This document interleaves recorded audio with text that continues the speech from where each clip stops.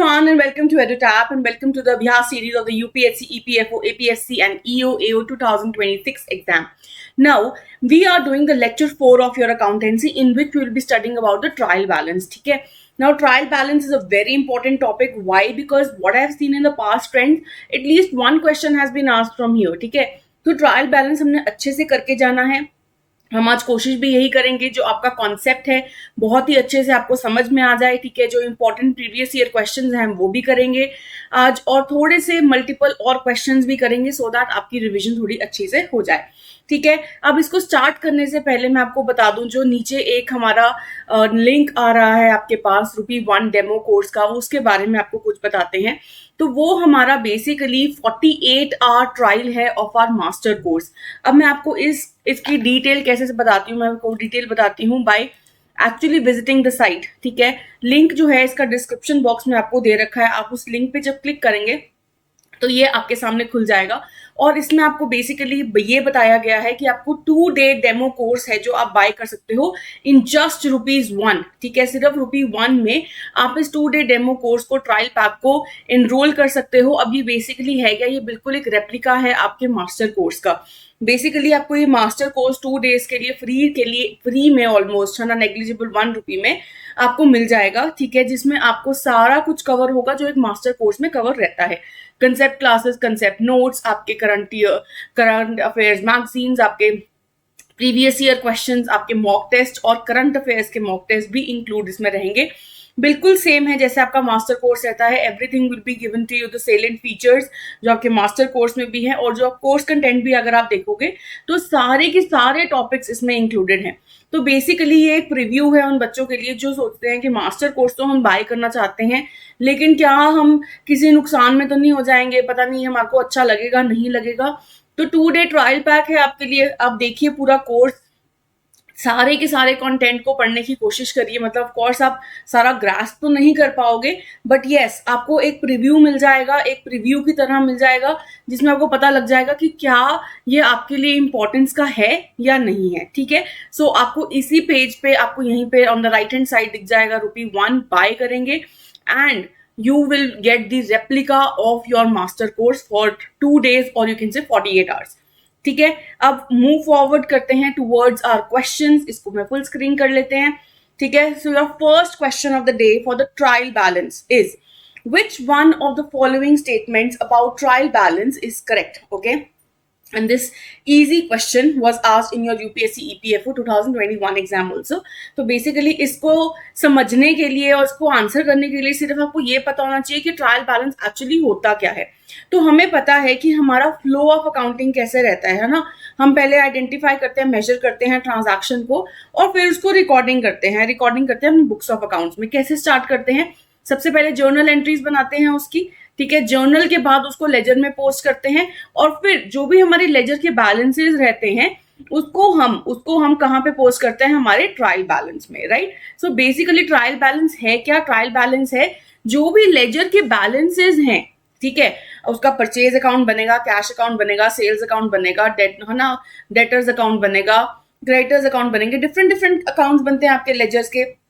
सबके जो बैलेंसेस हैं वो हम ट्रायल बैलेंस में एंटर करते हैं. बेसिकली हम क्यों करते हैं, ताकि हम ये देख सके कि कोई एरर तो नहीं आ रहा, कि क्या हमारा बैलेंस हो रहा है डेबिट और क्रेडिट साइड की नहीं. और अगर वो बैलेंस नहीं हो रहा होता तो हम कहते हैं कि हमने कुछ गड़बड़ी कर दी है, कोई एरर आ गया है. Right, so basically what is in this trial balance. First statement देखते हैं. It is a book containing different accounts of an entity. अगर मैं बात करूं different accounts of an entity तो ये काइंड ऑफ लेजर है ना. This is not trial balance. ठीक है, सेकंड देखते हैं. It is a statement containing balances of debtors of an entity. Yes, trial balance में हम डेटर्स की भी बैलेंस डालते हैं, है ना. ट्रायल बैलेंस में हम ये डालेंगे तो सही, बट और भी पढ़ते हैं स्टेटमेंट्स.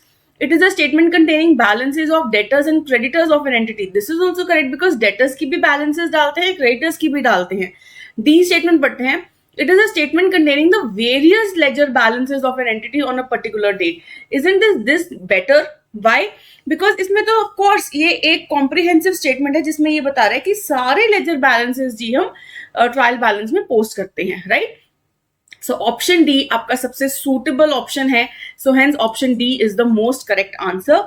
ऑप्शन बी और सी है ना सही बता रहे हैं, लेकिन ऑफ कोर्स वो कॉम्प्रिहेंसिव नहीं है. सो ऑप्शन डी सबसे बेस्ट स्टेटमेंट रही है. ठीक है, सो आई होप आप इसका आंसर सही से कर पाए हैं. और देखिए बहुत ही इजी क्वेश्चन है जो आपके 2021 पेपर में पूछा भी गया था. चलिए let us move forward. This is the explanation, you can just go through it. Question number 2. Question number 2 क्या कह रहा है? Is the total of debit and credit side of the trial balance the same. कि जो हम trial balance बनाते हैं, कैसे बनाते हैं हम ट्रायल बैलेंस, अगर आपको पता हो, दैट इज यहाँ पे हम लिखते हैं पर्टिकुलर्स, ठीक है, जो भी हमने एंट्री करनी है, और यहाँ पे हम लिखते हैं डेबिट और यहाँ पे लिखते हैं हम क्रेडिट. ठीक है, पर्टिकुलर्स में हम बेसिकली सारे अकाउंट्स के नाम लिखते हैं, जैसे कि हमारा कैश अकाउंट, हमारा कैपिटल अकाउंट है ना, हमारा sales account and etcetera etcetera. सारे अकाउंट के बैलेंसेस पहले लेजर बनाते हैं उसका, और उनके जो बैलेंसेस हैं वो ट्रायल बैलेंस में पोस्ट करते हैं. किसी का डेबिट बैलेंस आता है तो किसी का क्रेडिट बैलेंस आता है, right. Now is the total of debit and credit the same? See, yes it should be same. Yes it should be same so as to prove कि कोई भी error नहीं है. लेकिन ऐसा तो नहीं होता कि हर बार मैच हो जाएगा. There can be difference. There can be difference between the debit and credit balance, which basically shows when the debit is not equal to the credit, it basically shows that there is an error. So the answer should be answer option A. No, there are sometimes good reasons why they differ. There can be errors, okay, errors. जैसे कि कुछ error of commission होता है, error of principal होता है, omission होता है. हम पढ़ेंगे इसके बारे में भी कि ये कौन से errors होते हैं. But yes, sometimes ऐसा होगा कि जो आपका ट्रायल बैलेंस है वो मैच नहीं कर रहा. ठीक है, yes, always ये तो बिल्कुल ही इनकरेक्ट है, बिकॉज ट्रायल बैलेंस फिर हम बना ही क्यों रहे, फिर तो हम एरर लोकेट ही नहीं कर पाएंगे. Next, yes, except where the trial balance is extracted at the year end. ऐसा कुछ नहीं होता है, ऐसा कुछ नहीं होता. आप ट्रायल बैलेंस मिड में भी निकाल सकते हो और तब भी हो सकता है चांस कि है ना आपका डेबिट और क्रेडिट बैलेंस इक्वल ना हो. ठीक है, then no, because it is not a balance sheet. देखो बैलेंस शीट से तो ये बहुत ही डिफर करता है, बिकॉज बैलेंस शीट तो आपकी एक फाइनेंशियल स्टेटमेंट है. जब ट्रायल बैलेंस के सारे बैलेंसेस आ जाते हैं फिर हम उसको बैलेंस शीट में पोस्ट करते हैं, है ना. उसको देखते हैं कि क्या चीज इनकम स्टेटमेंट में जानी चाहिए, क्या चीज बैलेंस शीट में जानी चाहिए. सो ऑफ कोर्स डी तो इसका बिल्कुल भी आंसर नहीं है. सो ऑप्शन ए सबसे बेस्ट सूटेबल आंसर है. So the answer should be no. There are sometimes good reason that they can differ. The debit and the credit balance can differ. Okay, so the answer is option A. ठीक है, next question number 3. Question number 3 अगर आप देखेंगे, which one of the following statements is correct. Okay, now this again question was asked in your UPSC EPFO 2025 exam, मतलब जो पिछली बार ही हुआ था उसी में पूछा गया था. तो देखिए स्टेटमेंट्स के बारे में पढ़ते हैं. करेक्ट स्टेटमेंट बतानी है, ठीक है, ये भी हमेशा ध्यान में रखना है. Agreement of trial balance is a conclusive proof of accuracy. Now आप मुझे बताओ कि अगर ट्रायल बैलेंस मैच कर रहा है, एग्रीमेंट कर रहा है, मतलब एग्रीमेंट मतलब जो डेबिट बैलेंस है वो इक्वल है क्रेडिट बैलेंस के. ठीक है, हम यही कह रहे हैं कि ट्रायल बैलेंस अगर मैच हो रहा होता है तो हम ये कहते हैं कि कोई एरर नहीं है ना. लेकिन क्या वो कंक्लूसिव प्रूफ ऑफ एक्यूरेसी है? The answer is no no no. Why? Because हमें पता होना चाहिए कि कई बार डेबिट और क्रेडिट बैलेंस इक्वल हो जाएगा, लेकिन फिर भी वो शॉर्ट नहीं बताता है कि आपका जो ट्रायल बैलेंस है वो बिल्कुल करेक्ट बना हुआ है, कि आपके जो बैलेंसेस आपने इनपुट करे हैं बिल्कुल करेक्ट करे हैं, कि वो बिल्कुल एक्यूरेट है. The answer is no, because sometimes there can be an error जिसको हम कहते हैं compensating errors. ठीक है, कि फॉर एग्जाम्पल आपने 10,000 की कोई ट्रांजैक्शन करी, ठीक है, लेकिन जब आपको उसने ट्रायल बैलेंस में पोस्ट किया ना तो आपने 1,000 रुपीज से कर दी, तो डेबिट में भी 1,000 ही डाल दिया और क्रेडिट में भी 1,000 ही डाल दिया. सो आपने क्या किया 10,000 की जगह आपने 1,000 डाल दिया. ठीक है, अब इसका मतलब क्या है कि अभी भी मैच तो करेगा, लेकिन क्या ये एक्यूरेट है? The answer is no. So hence ये गलत स्टेटमेंट है. Next, suspense account open in a trial balance is a permanent account. और कभी कभी क्या होता है, जब हम एक साइड पे ना, डेबिट साइड पे फॉर एग्जाम्पल जो है मैच नहीं कर रहा, डेबिट साइड का बैलेंस ऊपर है, क्रेडिट का नीचे है और वाइस वर्सा. ठीक है, तो उस केस में आपका डेबिट और क्रेडिट बैलेंस इक्वल नहीं है, तो हमें क्या करना पड़ता है, कई बार सस्पेंस अकाउंट खोलना पड़ता है, which is a temporary account. Temporary account क्यों खोलते हैं? बेसिकली जब तक एरर लोकेट नहीं हो जाता तब तक के लिए हम एक सस्पेंस अकाउंट खोल सकते हैं. So it is not a permanent account and it is a temporary account. सो ये भी स्टेटमेंट आपकी गलत हो गई. At the end of the accounting year all the nominal accounts are balanced. So ये कह रहे हैं कि जब ट्रायल बैलेंस में हम बनाते हैं, ठीक है, और नॉमिनल अकाउंट्स कौन से होते हैं?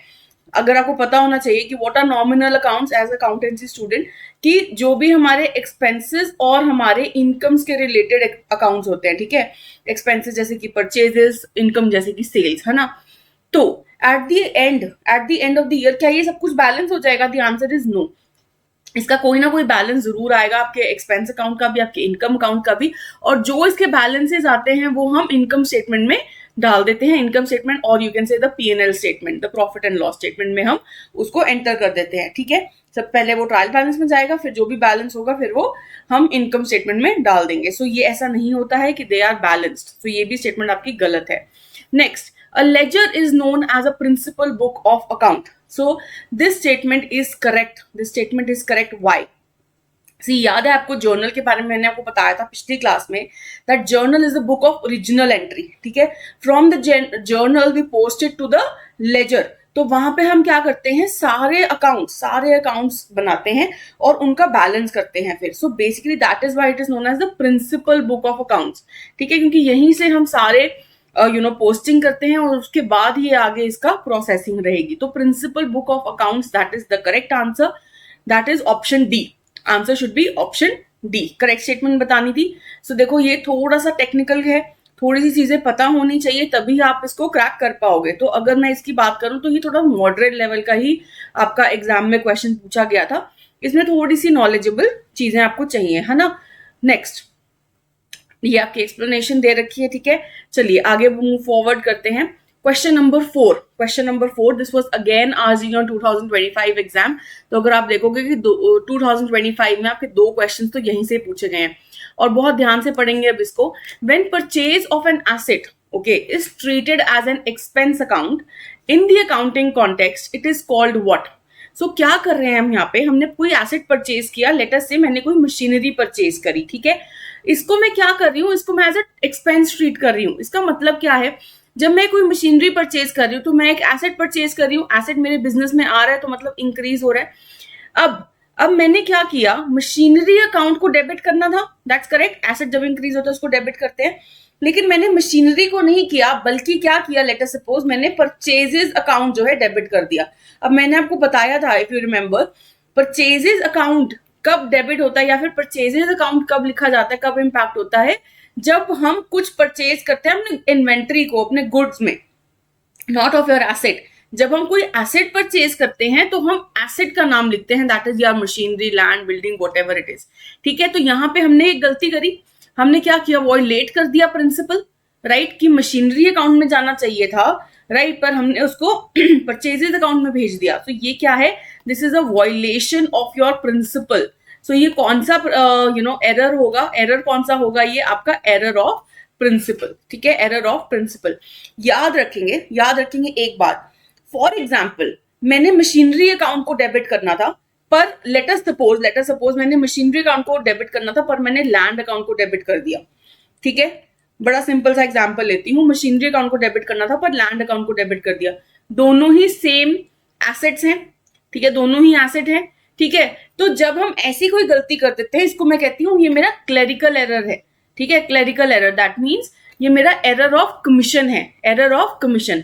लेकिन जब मैंने अकाउंट ही चेंज कर दिया, है ना, अकाउंट ही चेंज कर दिया का मतलब है कि एसेट और एक्सपेंस अकाउंट दो डिफरेंट अकाउंट्स हैं, तो उनकी जो कैटेगरी है वो मैंने चेंज कर दी, तो in that case it becomes the error of principle, ठीक है, ये वॉयलेशन ऑफ प्रिंसिपल हो गया। जब यहाँ पे तो दोनों ही एसेट्स हैं, लैंड और मशीनरी, तो यहाँ पे मैंने वॉयलेट नहीं किया प्रिंसिपल, ये मेरी क्लेरिकल एरर हो गया। बट अगर मैं वॉयलेट कर दूं principle, that is asset account को करना था पर मैंने किसी एक्सपेंस अकाउंट को कर दिया, कैटेगरी ही चेंज कर दी, so in that case it is my error of principle, ठीक है। तो दो तो आपको समझ में आ गए, है ना। एरर ऑफ कमीशन के बारे में और भी बता देती हूँ, क्लेरिकल मिस्टेक और क्या हो सकती है। फॉर एग्जाम्पल जो मैंने आपको भी दिया था ना कि 10,000 की ट्रांजैक्शन थी, पर आपने जब पोस्टिंग करी, ठीक है, पोस्टिंग करी तो आपने 100 रुपीज से कर दी, दैट मीन्स आपने क्या किया कि आपने तो 10,000 की वैल्यू को 100 शो कर दिया, so in that case this is a clerical error, mathematical error है, ठीक है। तो इसको हम कहते हैं एरर ऑफ कमीशन, ठीक है। और भी देख लेते हैं, एरर ऑफ ओमिशन। ओमिशन मतलब क्या, ओमिट, टू इरेज समथिंग। तो एरर ऑफ ओमिशन क्या है कि जब मैं कोई ट्रांजैक्शन करना ही भूल गई, फॉर एग्जाम्पल मैंने कोई सैलरी दी थी अपने एम्प्लॉयज को, सो इस केस में मेरा क्या होगा, सैलरी टू कैश, है ना, ये मेरा ट्रांजैक्शन होनी चाहिए। बट क्या किया मैंने, जर्नल में तो डाल दिया, इवन मैंने लेजर में भी डाल दिया, पर जब मेरे को पोस्ट करना था ना उसको ट्रायल बैलेंस में, तो मैं बिल्कुल भूल गई। ठीक है, so in that case this is what, कि मैं भूल गई, है ना, मैंने रिकॉर्ड ही नहीं करी transaction. So in this case this is error of omission. And always remember, ये एरर किसी भी स्टेज पे हो सकते हैं, ऐसा नहीं है कि ये सिर्फ ट्रायल बैलेंस के स्टेज पे होंगे, हो सकता है जर्नल में ही मैं करनी भूल गई।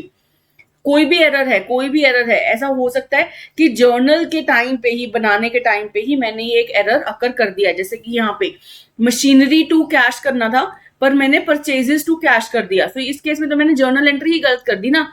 सो एरर ऑफ प्रिंसिपल तो जर्नल एंट्री के टाइम पे ही अकर हो गया, राइट। कई बार मैं लेजर में भी गलती कर सकती हूँ कि लेजर में पोस्ट करते हुए मशीनरी टू कैश लेटर से मैंने 10,000 करना था, ठीक है, लेकिन हो सकता है कि जब मैंने उसको लेजर में पोस्ट किया तो 10,000 की जगह 1,000 लिख दिया, ठीक है, या फिर 100 रुपीज लिख दिया, what ever it is. So in that case वो लेजर के टाइम पे भी हो सकती है। सो किसी भी स्टेज पे आपका एरर आ सकता है। द नेक्स्ट वन, ये तीन ना आपके मेन प्रिंसिपल्स हैं, error of principle, error of omission, error of commission, ये तीन आपके मेन एरर्स हैं, ठीक है। एक चौथा एरर यहाँ पे दे रखा है, compensating error. So basically compensating का मतलब क्या होता है, इसका भी एग्जांपल समझ लो। ये आपका बेसिक एरर नहीं है, इसको बेसिक हम कहते हैं कि एक होता है कंपनसेटिंग, एक होता है नॉन कंपनसेटिंग। कंपनसेटिंग क्या होगा कि मैंने ना एक 10,000 की ट्रांजैक्शन करी, जैसे ये मशीन टू कैश करा, ठीक है, मशीन टू कैश 10,000, लेकिन जब इसको लेजर में पोस्ट करने लगी ना, तो दोनों ही साइड, मशीनरी में भी और कैश में भी, मैंने 1,000 पोस्ट कर दिया, 10,000 नहीं किया बल्कि 1,000 पोस्ट कर दिया। सो इन दिस केस क्या होगा, आपका जो ट्रायल बैलेंस है वो इम्पैक्ट ही नहीं होगा, आपका जो डेबिट साइड है और जो क्रेडिट साइड है वो मैच कर जाएगा, बिकॉज जो आपने दोनों ही साइड गलती कर दी, डेबिट साइड भी और क्रेडिट साइड भी। So in this case this is a compensating error. लेकिन अगर इसको इमेजिन करो, मशीनरी टू कैश थी ट्रांजैक्शन आपकी 10,000 की, ठीक है, मैं दोबारा यही एग्जांपल ले लेती हूँ, मशीनरी टू कैश 10,000। अब let us suppose machinery account में तो 10,000 पोस्ट किया, लेकिन कैश अकाउंट में ना 1,000 पोस्ट कर दिया। कैश अकाउंट में कितना कर दिया, 1,000। तो क्या किया मैंने, एक अकाउंट में सही कर दिया, एक अकाउंट में गलत कर दिया। सो इस केस में जो डेबिट बैलेंस है और क्रेडिट बैलेंस है वो मैच नहीं होगा, तो इसको मैं कहूंगी कि ये नॉन कंपनसेटिंग एरर है, ठीक है। सो आपको इस क्वेश्चन में ही कह लो कि आपको 4 टर्म्स के बारे में पता लग गया है। एरर ऑफ प्रिंसिपल, जब मैं category of account he change कर देती हूँ, ठीक है, तो वॉयलेशन ऑफ प्रिंसिपल हो जाती है। सेकंड, एरर ऑफ ओमिशन, जब मैं कोई ट्रांजैक्शन करना ही भूल गई, ठीक है। एरर ऑफ ओमिशन भी दो तरीके की होती है, एक होती है पार्शियल और एक होती है कंप्लीट। हो सकता है आधी ट्रांजैक्शन को रिकॉर्ड कर दिया और आधी को नहीं किया, ठीक है, आधी को कर दिया तो उसको कहेंगे एरर ऑफ पार्शियल ओमिशन, और अगर पूरी ही ट्रांजैक्शन करना भूल गए हो तो उसको कहेंगे हम एरर ऑफ कंप्लीट ओमिशन, ठीक है। नेक्स्ट है आपका एरर ऑफ कमीशन की बात करती हूँ, कमीशन। तो इस केस में क्या है कि जब मुझसे कोई क्लरिकल मिस्टेक होगी, मैथमेटिकल मिस्टेक हो गई, ठीक है, जैसे कि 10,000 की जगह 100 पोस्ट कर दिया, ठीक है, या फिर मैं बोलूं कि सेम ही अकाउंट था, जैसे कि मशीनरी अकाउंट को करना था पर लैंड अकाउंट को कर दिया सेम कैटेगरी में, तो उसको मैं कहूंगी एरर ऑफ कमीशन। और दूसरी चौथा जो रह गया कंपनसेटिंग या नॉन कंपनसेटिंग। कंपनसेटिंग वो जो इम्पैक्ट नहीं करते, कंपनसेट कर देते हैं, ठीक है, इम्पैक्ट नहीं करते आपका ट्रायल बैलेंस, और नॉन कंपनसेटिंग जो इम्पैक्ट करेंगे, ठीक है। I hope this is clear, और आई होप ये भी क्वेश्चन भी क्लियर है कि purchase of an asset is treated as an expense, तो यहाँ पे कैटेगरी चेंज हो गई, इसलिए एरर ऑफ प्रिंसिपल इसका करेक्ट आंसर है, ठीक है। moving ahead, which one of the following is not an error of commission? Again, if you see, this was also asked in your 2023 exam, ठीक है, तो मतलब ये भी एक प्रीवियस ईयर क्वेश्चन है, और यहां से भी देखो क्वेश्चन आपका आया है। देखो एरर ऑफ कमीशन क्या होता है, बेसिकली हमारा क्लेरिकल एरर, है ना, क्लेरिकल एरर, दैट मीन्स कोई मैंने मैथमेटिकल एरर कर दिया है। तो इसके एग्जाम्पल्स देख लेते हैं, ठीक है। नॉट एन एरर बताना है। Overcasting of sales book, that means जैसे लेट अस सपोज सेल्स की ट्रांजैक्शन करनी थी, 10,000 करनी थी, बट मैंने 10,000 की जगह 1 लाख कर दी, ठीक है, कितनी कर दी, 1 लाख कर दी, करनी कितनी थी, 10,000 करनी थी। सो इन दिस केस क्या मैंने ओवरकास्ट कर दिया, क्या मैंने ओवर सेल्स दिखा दी, द आंसर इज यस। और कैसे हो गया ये? क्योंकि क्लरिकल मिस्टेक कर दी। तो ये क्या है? ये एरर ऑफ कमीशन है। तो ये तो इसका आंसर नहीं हो सकता। नेक्स्ट देखो, credit sales to Ramesh has been credited to his account. Okay, now credit sales जब मैंने करी, इसका मतलब क्या है कि मैंने रमेश को गुड्स बेच दिए, लेकिन उसने अभी मुझे पैसे नहीं दिए। तो रमेश क्या बन गया मेरा? रमेश बन गया मेरा डेटर। Is that correct? ये क्या बन गया मेरा? डेटर। तो डेटर जब है तो ये मेरा एसेट है, right? So debtor is my asset, asset is increasing in this case. So क्या हो जाएगी transaction? It should be Ramesh account debit, Ramesh account debit to sales, to sales by sales is your revenue, revenue इसमें increase हो रहा है तो वो credit हो जाएगा, राइट? ये आपको लॉजिक समझ में आने चाहिए जर्नल एंट्रीज के, तभी आप ये ट्रायल बैलेंस कर पाओगे, right? So this should be the transaction. लेकिन हमने किया क्या? हमने क्रेडिट कर दिया रमेश के अकाउंट में, क्रेडिटेड टू हिज अकाउंट। सो इस केस में मैंने गलती तो कर दी है ना, गलती तो कर दी, लेकिन क्या ये क्लरिकल एरर है? यस, यस ये क्लरिकल एरर है। क्या मैंने कैटेगरी ऑफ अकाउंट चेंज कर दिया? नहीं, अभी भी रमेश के अकाउंट में ही किया है, राइट? सो ये वॉयलेशन ऑफ प्रिंसिपल नहीं है। सो ये आपका एरर ऑफ कमीशन ही है, क्लरिकल एरर है, ठीक है? आगे देखते हैं, wrong balancing of the machinery account. अब मशीनरी अकाउंट को जब आप बैलेंस करते हो पूरे लेजर साइड को, है ना, डेबिट साइड और क्रेडिट साइड को, हो सकता है कि आपने उसमें सिर्फ 20,000 लिखना था और आपने गलती से 18,000 लिख दिया, है ना? तो गलती से जो कैलकुलेशन मिस्टेक हो गई, आपसे रॉन्ग बैलेंसिंग होगी, तो ये भी तो आपका क्लरिकल एरर ही है। तो ये भी आपका एरर ऑफ कमीशन ही है, राइट? आगे देखते हैं, cash sales not recorded in the cash book. तो कैश बुक में कैश सेल्स तो रिकॉर्ड करनी चाहिए थी, कैश में ट्रांजैक्शन हो रही है, तो ये हमने नहीं करी। तो this is what? This is error of omission, कि हम भूल गए करना, रिकॉर्ड ही नहीं करी। तो ये कमीशन तो नहीं है ना, तो आंसर इज ऑप्शन डी, क्योंकि ये आपका एरर ऑफ ओमिशन हो गया कि you have forgotten to do a transaction, ठीक है? आपने एक एंट्री ओमिट कर दी है अपने बुक्स ऑफ अकाउंट से, right? So I hope this is also very much clear and option D आपको सही आंसर समझ में आ गया है, राइट? अगर आपको कोई भी डाउट होगा तो आप नीचे कॉमेंट सेक्शन में जरूर लिखिएगा, राइट? चलिए मूव ऑन करते हैं क्वेश्चन नंबर 6 की ओर। Question number 6, which error causes disagreement in the trial balance? ठीक है, disagreement basically means कि debit balance will not be equal to the credit balance, ठीक है? हमें पता है कि ट्रायल बैलेंस कभी भी ऐसा नहीं होता कि मैच करेगा ही करेगा, हो सकता है कि वो मैच नहीं कर रहा है, ठीक है? अब देखिए, पहला, complete omission of the transaction. अब लेट अस सपोज मैंने एक ट्रांजैक्शन करी राम टू सेल्स, ठीक है? अब इसको मैं कंप्लीटली भूल गई कि मैंने इसको कहीं पे भी डालना था, है ना, मैंने रिकॉर्ड करना था राम टू सेल्स, बट मैंने करा ही नहीं। तो हेंस आपका ट्रायल बैलेंस में भी नहीं जाएगा, डेबिट और क्रेडिट बैलेंस दोनों ही इम्पैक्ट नहीं होगा। सो ये यहाँ पे आपका जो डेबिट बैलेंस है वो इक्वल ही रहेगा क्रेडिट बैलेंस के, दोनों ही साइड मैंने ट्रांजैक्शन करी ही नहीं। नेक्स्ट, एरर ऑफ प्रिंसिपल, ये याद रखना है, एरर ऑफ प्रिंसिपल हमेशा हमेशा कंपनसेटिंग एरर्स होते हैं।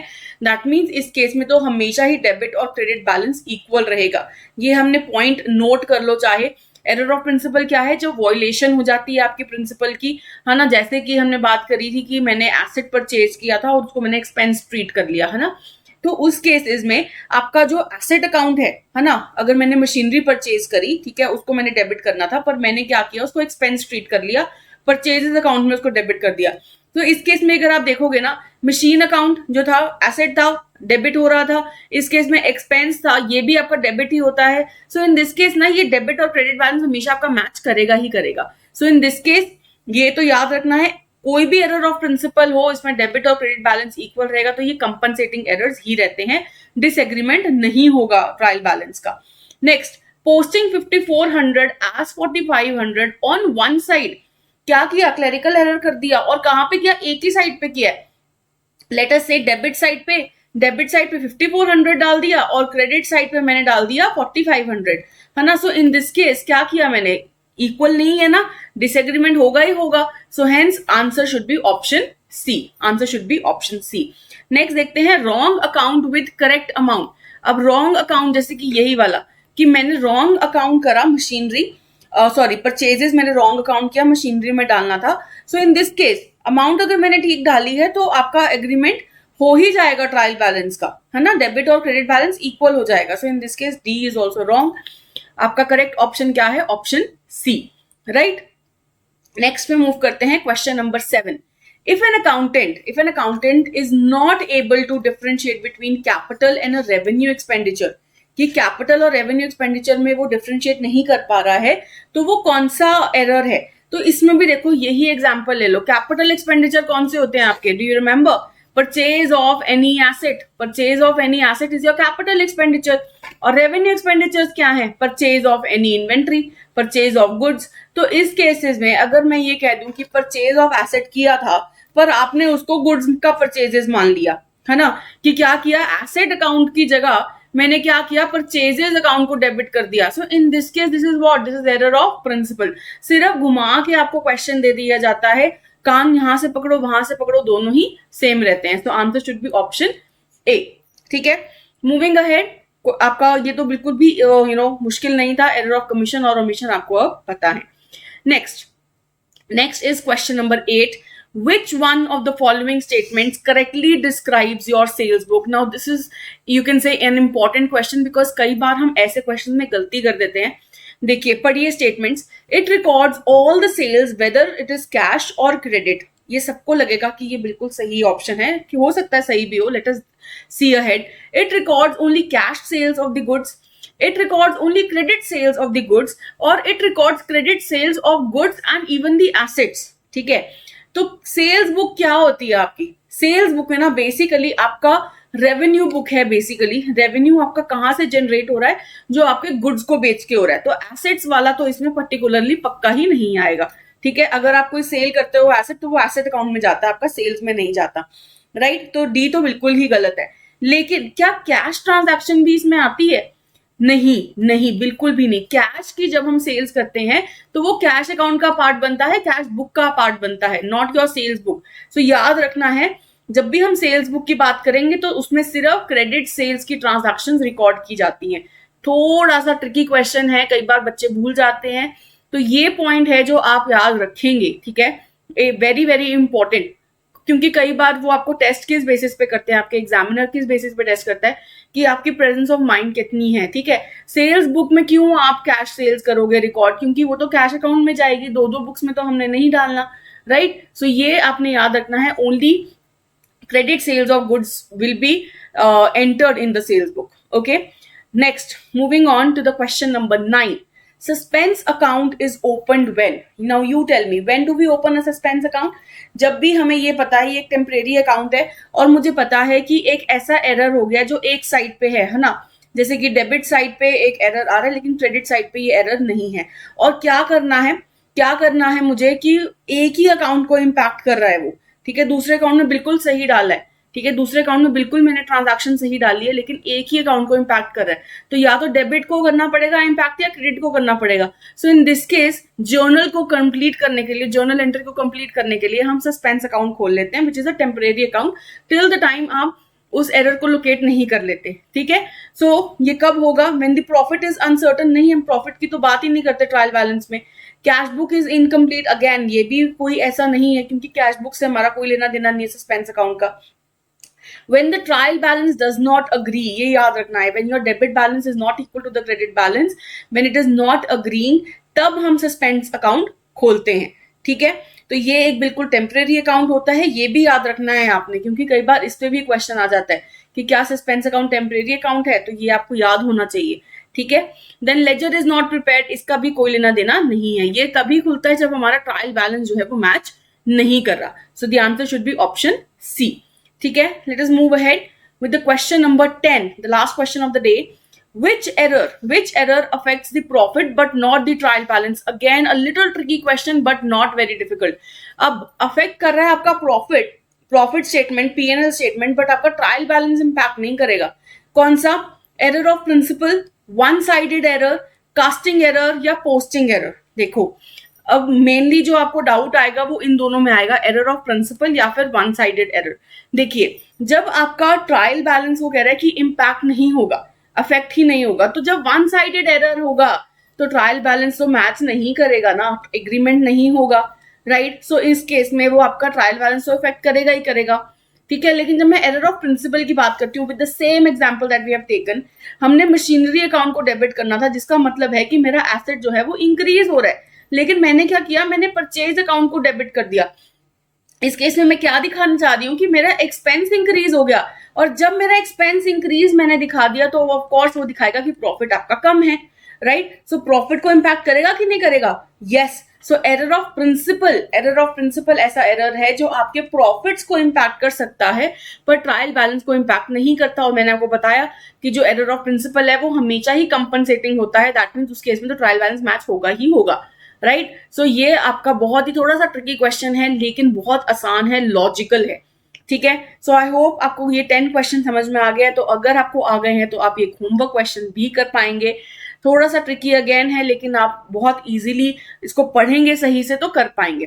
विच of the following errors is least likely to be detected by the trial balance, कि ये डिटेक्ट हो पाएगा या नहीं हो पाएगा, ठीक है।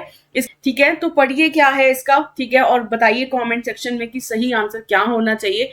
आई will wait for the answers, ठीक है। Now, before we go ahead, before I just stop the video, I would like to tell you about कि हमें कैसे कांटेक्ट कर सकते हैं। This is the number given.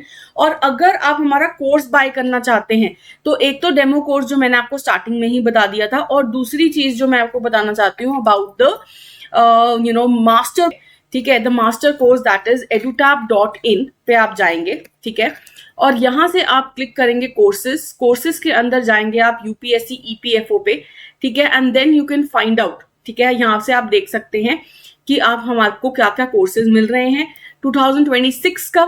ये पूरा एक मास्टर कोर्स है, ठीक है, जिसमें आपको सारा कुछ मिल जाएगा, आपके कंसेप्ट क्लासेस, कंसेप्ट नोट्स, आपके current affairs, solve previous year questions, everything will be available to you. And 52% of भी चल रहा है, तो अगर आप अवेल करना चाहते हैं इस ऑफर को तो आप अभी बाय कर लीजिए, ठीक है। वरना आप ये भी कर सकते हैं कि आप पहले ये 2 डे डेमो कोर्स ले लीजिए और उसके बाद आपको सही लगे तो देन ऑफ कोर्स आप ये मास्टर कोर्स भी बाय कर सकते हैं। और एक आपका ये स्पेशल सब्जेक्ट वाला कोर्स भी है जिसमें लिमिटेड नंबर ऑफ सब्जेक्ट्स हैं, लेकिन जो भी बहुत इंपॉर्टेंट वाले हैं वो इसमें रहेंगे। तो अगर आपको लगता है कि मुझे ये वाला लेना है, सो of course you can go ahead with this one also, the middle one, ठीक है।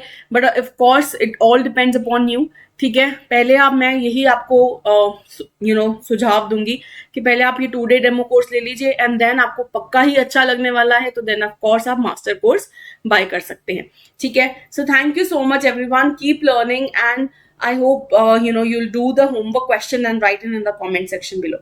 Keep learning. Best of luck everyone.